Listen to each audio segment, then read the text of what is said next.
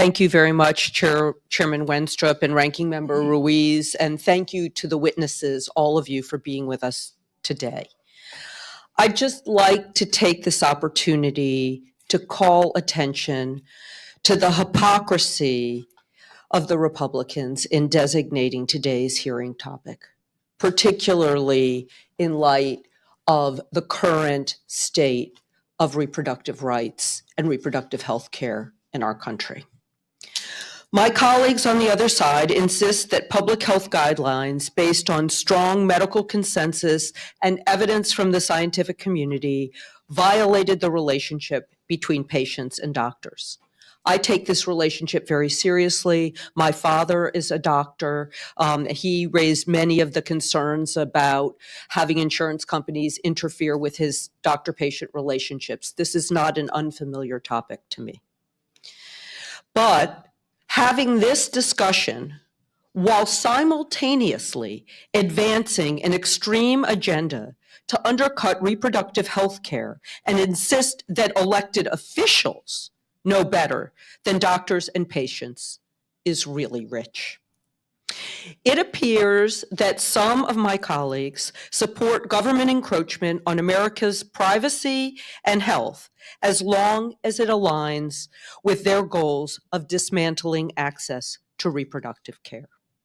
States across this country have enacted draconian legislation targeting and criminalizing doctors and reproductive health providers, encouraging vigilantism, deputizing citizens to go after individuals seeking abortion, and forcing rape victims as young as 13 to carry pregnancies to term.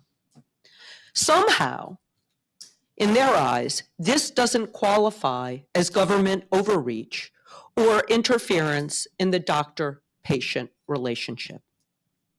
Over 1,500 healthcare providers in my home state of North Carolina penned an open letter in opposition to our Republican legislature's 12-week abortion ban, writing that it puts the government in charge of deciding which healthcare options are available to patients, and sets a dangerous precedent that violates the sacred patient-clinician relationship.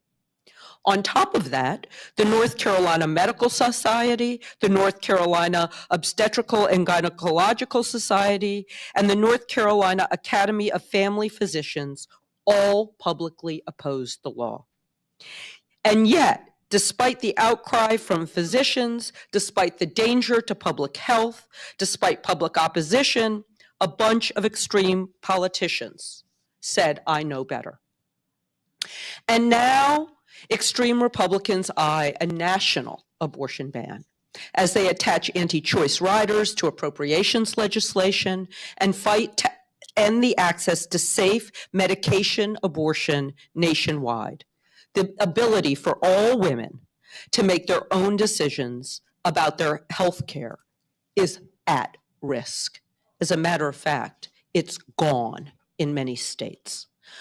I want to remind folks that in the Roe versus Wade decision, the primary opinion came from Justice Harry Blackmun, who himself represented doctors at the Mayo Clinic. He understood the importance of the doctor-patient relationship and not criminalizing healthcare. In closing, I want to remind the committee of what Justice Ruth Bader Ginsburg wrote in her 2007 dissent in Gonzalez versus Carhart. Legal challenges to undue restrictions on abortion procedures do not seek to vindicate some generalized notion of privacy. Rather, they center on a woman's autonomy to determine her life's course and thus enjoy equal citizenship stature. She argued this point at her Senate confirmation hearing as well, explaining that the decision whether or not to bear a child is central to a woman's life, her well-being, and her dignity. It is a decision she must make for herself, and when the government controls the decision for her, she's being treated as less than a fully adult human responsible for her own choices. If my colleagues on the other side of the aisle genuinely believe that vaccine requirements constitute government overreach, then they must acknowledge that